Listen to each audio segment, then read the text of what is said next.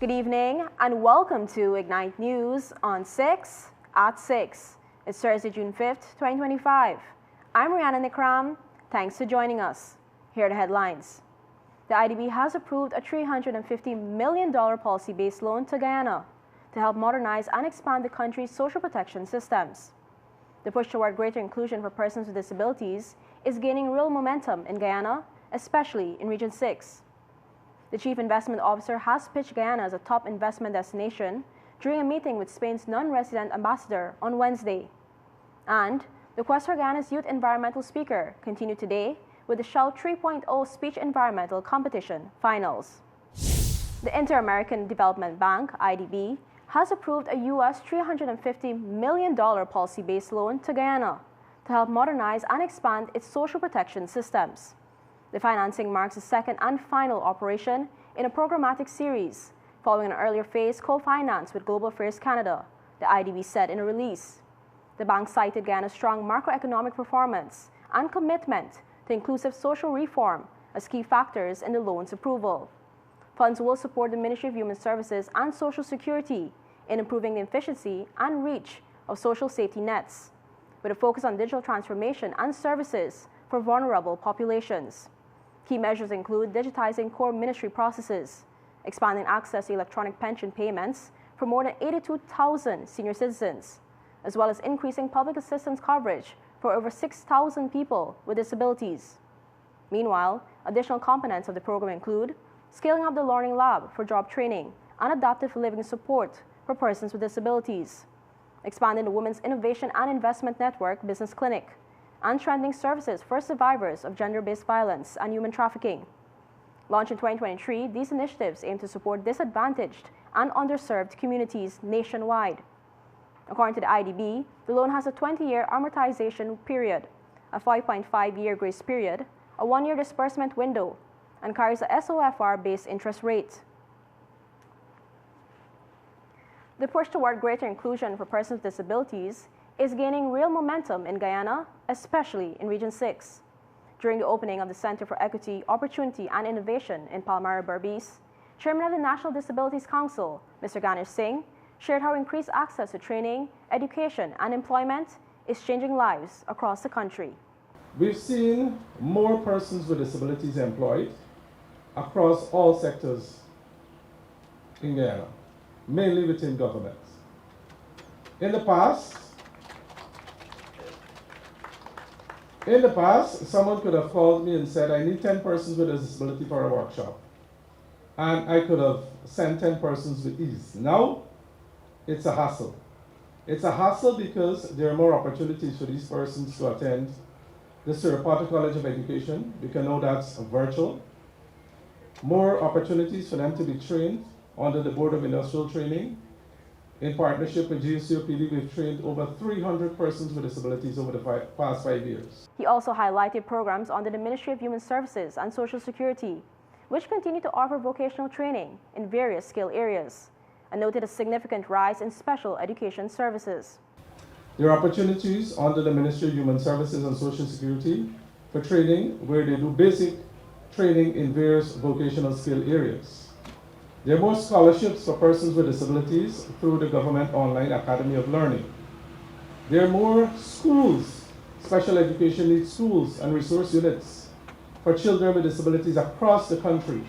So our children now have the opportunity for an education, which was just a dream a few years ago. Speaking specifically about Region 6, Singh explained that more than 40 persons living with disabilities found gainful employment over the last 3 years. When the government launched the temporary job scheme, we saw that as an opportunity to get some of our persons with disabilities employed. And because I know Chairman Armagon, I asked him, can you employ some persons with disabilities in Region 6? He said, send a list. I sent a list of 40-something persons with disabilities, all of whom were employed. At the end of the first month, I received a call from a lady who is now deceased, and that's the late Dawn Benjamin. She was 44 years old at that time, and she said, Ganesh, I'm very emotional because it's the first time in my life I was able to hold a pay envelope. And that is what we as a disability community is proud of. The opportunities that have been afforded to us and the transformation of the disability landscape. Yes, there are still gaps, but where we came from, we've gone a far way. Today, it is estimated that over 50,000 persons in Guyana, roughly 6.4% of the population, live with disabilities. Many of them still face daily barriers due to stigma, lack of accessibility, and underreporting, especially in rural and indigenous communities.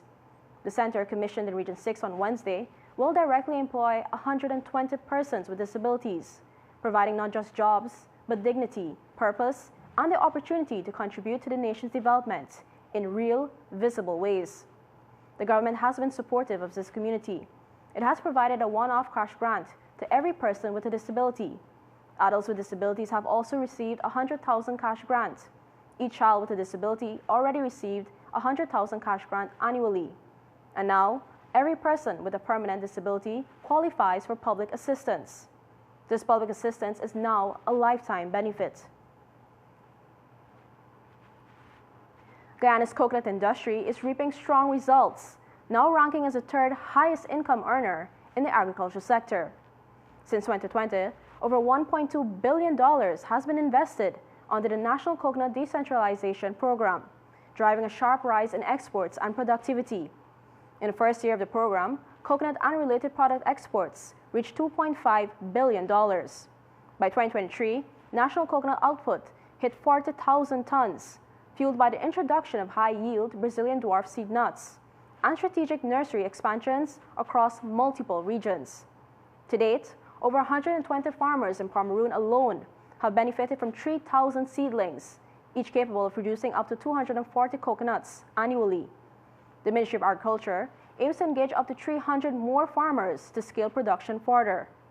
New nurseries in Regions 2, 3, 4, 6, 10, and a $4.3 million facility in Hossororo Village, Region 1, are already boosting plant access nationwide, particularly in hinterland communities. Minister of Agriculture Zulfikar Mustafa says the focus remains on increasing both local value-added processing and international exports to meet growing global demand. Moves are underway to transform Guyana's air transport sector into a major driver of national growth.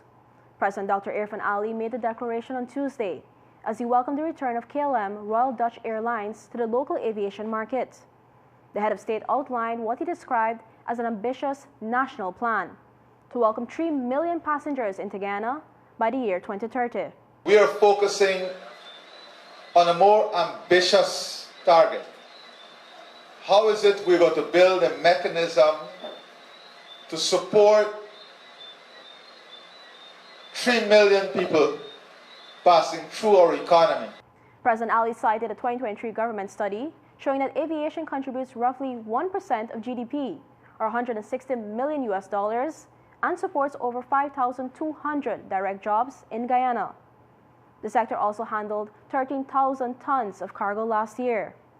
According to Ali, there has been major growth over the past 4 years, with seating capacity increasing from 336,000 to 1.5 million, air carriers rising from 5 to 11, and the number of accessible destinations jumping from 6 to 16.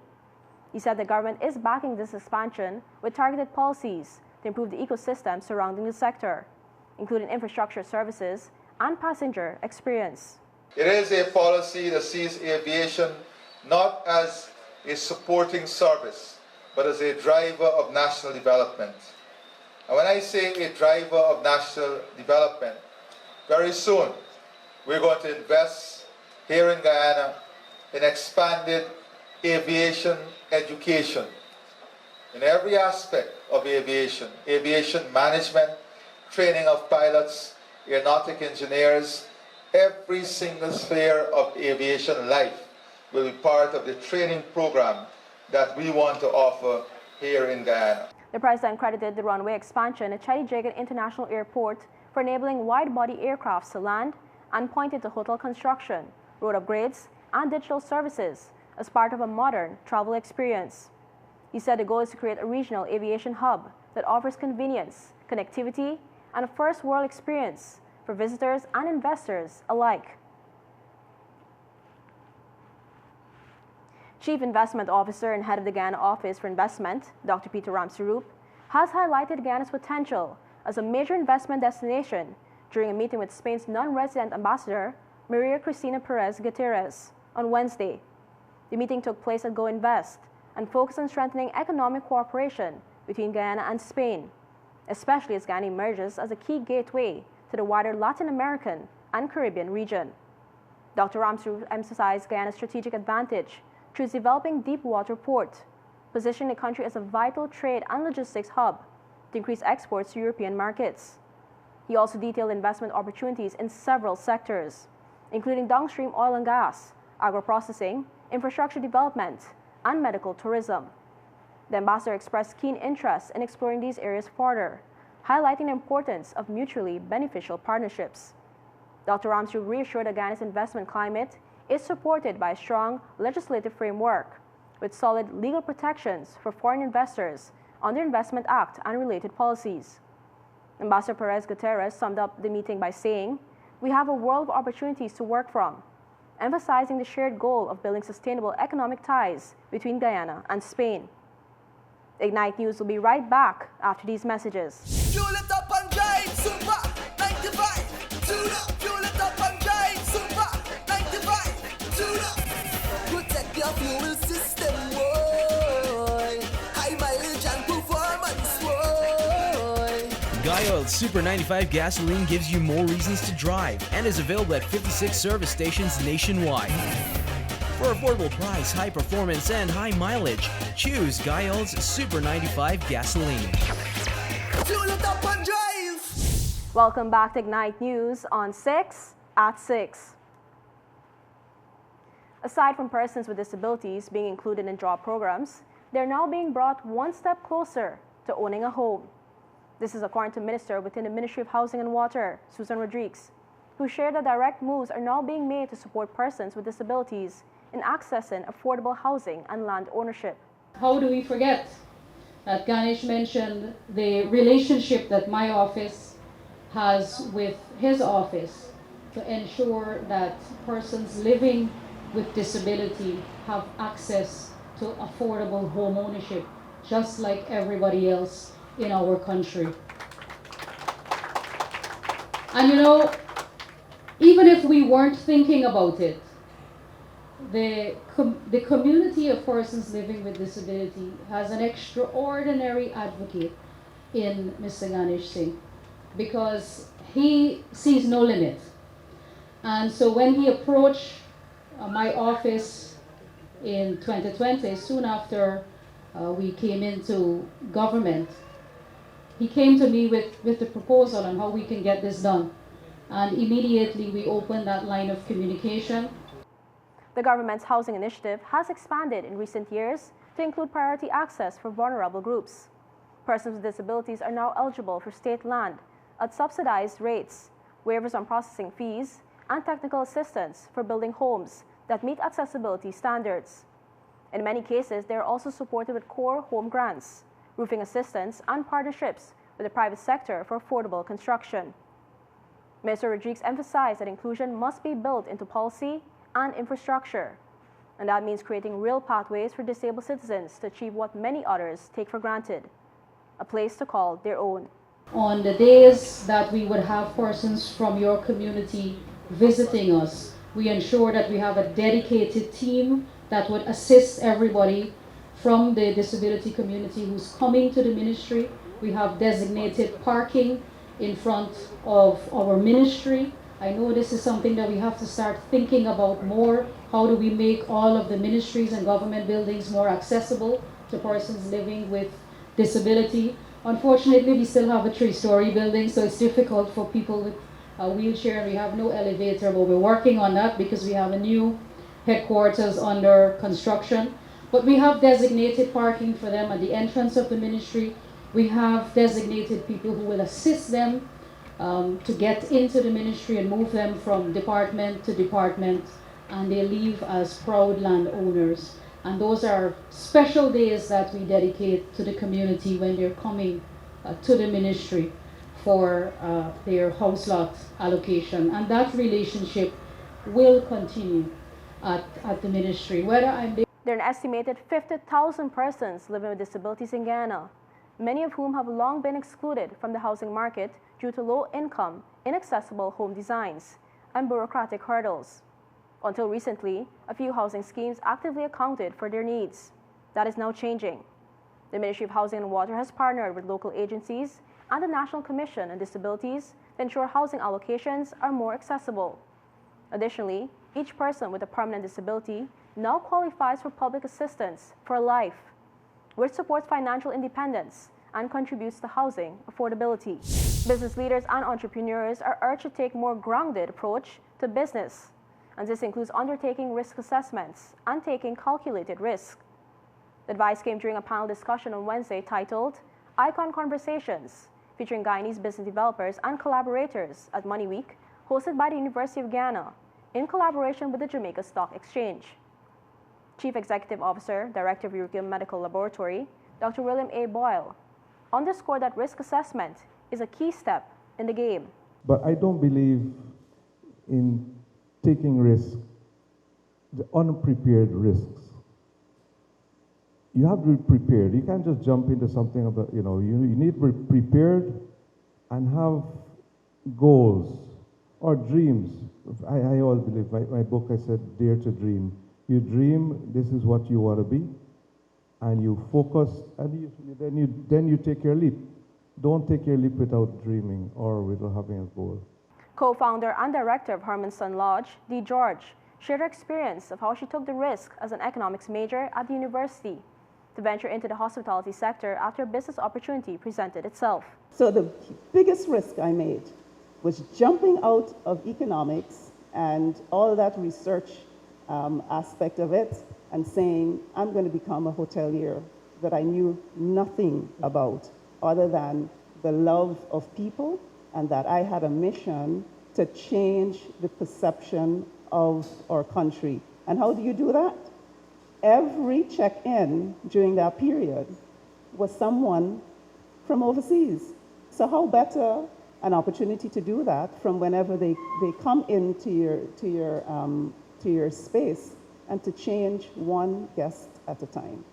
And that was the biggest risk outside of being a mother and learning that I've taken. And I think I've loved every bit of it ever since. Partner and specialist in business, economics, finance, and public policy at Ascension Business Services, Richard Rambaran, who was also part of the discussion, urged business leaders not to be deterred by risk-taking or failure, but to think of future rewards instead. Everything in life, no matter how risk-free it may seem, that notion of something being risk-free does not exist. It may be low risk, but it is never risk-free. Yeah. Because whatever you do, no matter how secured it may seem, even if it tends to zero risk, or it's moving or approaching zero risk, there is always some cost associated with it. And once there's cost associated, there's always risk. So a good framework to think of things is always in a risk-reward trade-off or a risk-benefit trade-off. If I'm going to receive this benefit, there must be some amount of commensurate risk. And so perhaps delving into some statistical terms with it, is that there's a positive correlation between risk and reward. Money Week, which aims to promote financial intelligence among citizens, wrapped up today. It was hosted under the theme, Building Your Financial Future, Dollar by Dollar. The 3-day event allowed citizens to interact with some leading financial experts in the areas of financial planning, investments, and business development. Zhao P. Lizan, a 60-year-old businessman of Durban Backlands, Georgetown, was robbed around 18:55 hours on Wednesday at WF fast food restaurant located in Durban Backlands. He was relieved of $70,000 in cash by 4 identifiable suspects, 2 males and 2 females, who were all believed to be juveniles. According to investigations, the victim was seated behind the counter inside the restaurant when he noticed the suspects enter and approach him. 2 of them, a male and a female, grabbed him by the neck and hand, while the other 2, also male and female, accessed the cash register at the counter and stole the day's earnings. The suspects then fled westward into Durban Backlands. The scene was processed, and detectives are currently reviewing CCTV footage as investigations continue. The quest for Guyana's youth environmental speaker continued today with a Shout 3.0 Speech Environmental Competition Finals. The initiative is hosted by Recover Guyana in collaboration with the Ministry of Education and supported by ExxonMobil Guyana. The platform showcases the voices of Guyana's most promising youth environmental advocates. The finals of the competition took place at the Ramada Georgetown Princess Hotel earlier today, in keeping with activities to mark World Environmental Day. It features students from various secondary schools across Guyana, vying for the coveted prize of Youth Environmental Speaker. For centuries, the Amerindian communities have lived in harmony with the environment. According to geoforestcxc.com, Guyana is about 85% forest, which most of our Amerindian brothers and sisters live in. Their way of life is built on respect for nature. They take only what they need from the land, allowing forests, rivers, and wildlife to thrive. Isn't this exactly what a Guyana that is on the path to modernization needs right now? Their traditional farming methods such as crop rotation help preserve soil health and biodiversity. They use natural resources, wisely relying on herbal medicine and biodegradable material such as mukru crates for storing crops, and mostly walking instead of using fuel-powered transportation. Additionally, they rely mostly on renewable energy, especially solar. These practices reduces pollution and keeps the world's carbon footprint low. Did you know that just 100 companies are responsible for 71% of carbon emission globally, contributing to significant climate change? Sustainability should be a priority, especially in Guyana. With the growth of industrialization currently, companies should be able to implement approaches that do not jeopardize our future environmentally, economically, and socially. Measures that these companies can incorporate to lessen their carbon footprint and reach this goal are following one of Guyana's low carbon development strategy, whereby the use of fossil fuel, especially diesel, is replaced with natural gas and hydropower. Companies that require a vast amount of electricity to power their machines can take this into consideration. In addition, companies can engage in the purchasing of carbon credit and investing in environmental projects.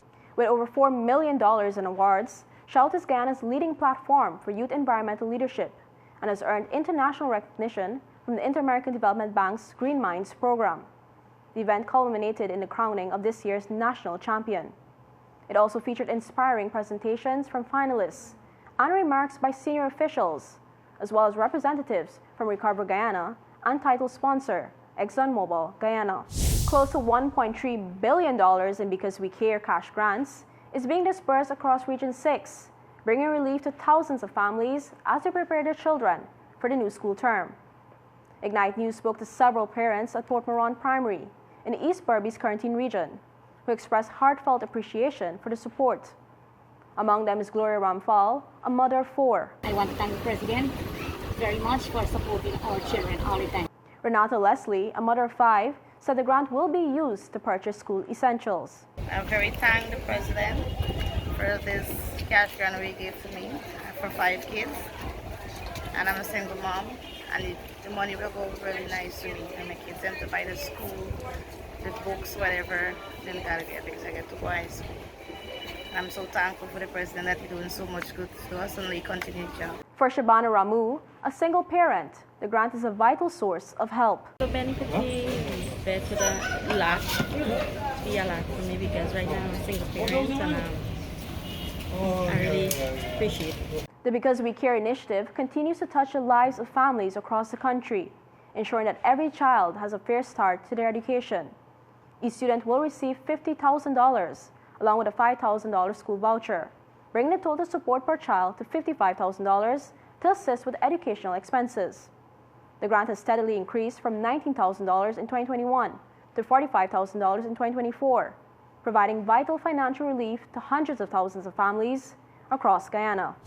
What began as a routine work trip ended in tragedy last evening in Riverstown. 28-year-old Kevin Bacchus of Queenstown, Essequibo Coast, lost his life in a road accident. Bacchus, a young contractor managing his family's business, was en route to a project at Riverstone Primary School when his red Canter truck, bearing the registration GNN 4987, collided with a parked low-bed trailer carrying an excavator. The accident occurred around 9 p.m. Emergency responders rushed Bacchus to Study Hospital, but he was pronounced dead on arrival. The news has devastated the close-knit Queenstown community, which was already mourning the recent loss of 7-year-old Emmanuel Jones, who died from electrocution. Kevin's mother, Rita Prasad, shared her grief, saying her son left home to check on the job site as he often did. By the time I reached the hospital, it was too late, she said. Though trained in aeronautical engineering, Kevin chose to stay in Guyana to support his family's contracting firm, a decision that earned him admiration from relatives and neighbors. Known for his helpful nature and resourceful demeanor, Kevin was deeply loved in his community. His mother described him as a gem, devoted to his family and younger siblings. An investigation is currently underway to determine the cause of the crash. Kevin Bacchus' body remains at the Study Funeral Parlor, pending a post-mortem examination. We'll be right back with more Ignite News.